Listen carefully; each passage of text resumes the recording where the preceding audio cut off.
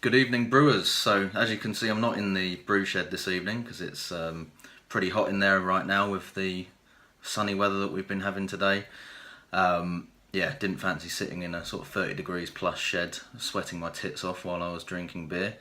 Even though it's nice cold beer, it's still not going to be the most pleasant place to be for making these videos. So what am I doing tonight? I'm going to drink a Riwaka Pale Ale and basically do a review on that hop for this video. So before we crack into the beer, let's just have a little chat about Riwaka hops. They are quite a rare one, or certainly difficult to get hold of in the UK, because they seem to have quite a limited supply that are imported from New Zealand, which is where they're grown. And the places that do stock them, you do tend to have to pay quite high prices for them. So the batch that I got were about £8 or £9 per 100 grams. But they are pretty well spoken of by a lot of people, which was one of the reasons why I wanted to try them out, because I'd heard a lot about them before and hadn't been able to source any for about a year. But then they basically came into stock on the Malt Miller website and I bought some from there.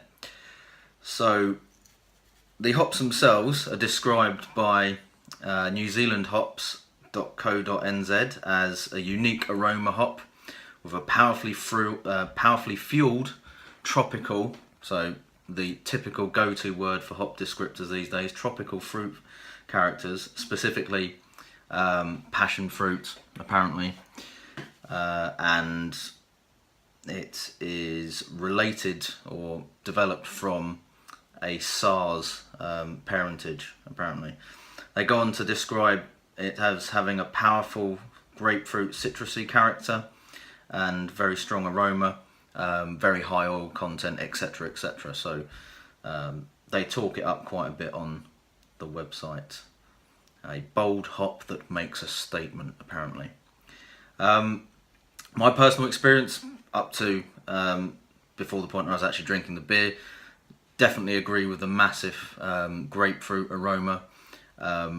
The hops themselves, straight out of the bag, absolutely stink of grapefruit, and when you are brewing with them as well, you get a lot of that aroma too. So the FV was kicking out a lot of grapefruit citrus aromas while I was brewing with them.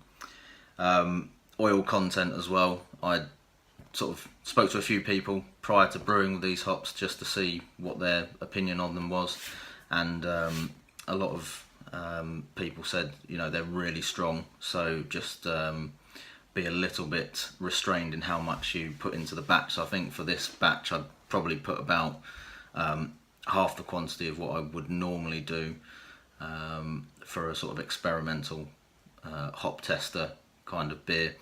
I think it was probably about 50-60 grams in about 15 litres, I think, in this case, because it was a batch that I split in two and did one half with Y80 and one with Riwaka. Anyway, that's enough of that, so let's get on to drinking the beer. So here it is. I think this is probably a couple of months old now, but should be reasonably fresh in terms of maintaining the hop character and everything. Let's give it a pour.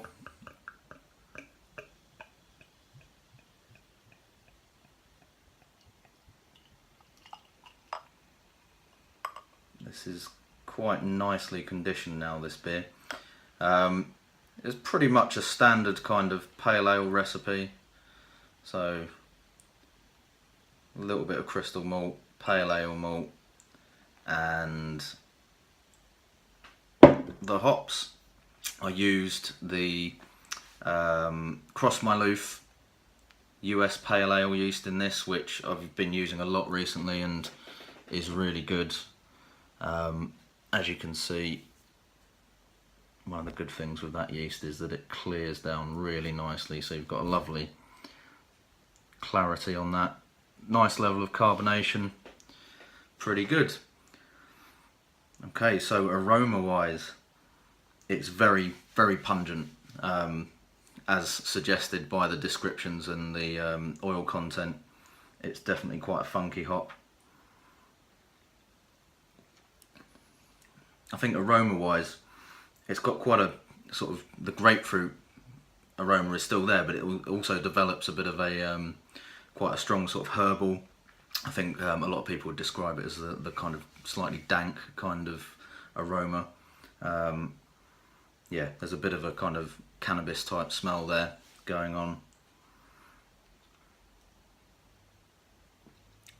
And again, flavour wise, for me, it's not just grapefruit there, it's become quite a lot more complicated than that flavour wise. I think there's quite a strong kind of lime element to it. There's some other kind of sort of herbal or even spice type flavours in there, specifically things like there's maybe a bit of a lemongrassy kind of taste there, and again that quite sort of dank funky kind of flavour to it as well.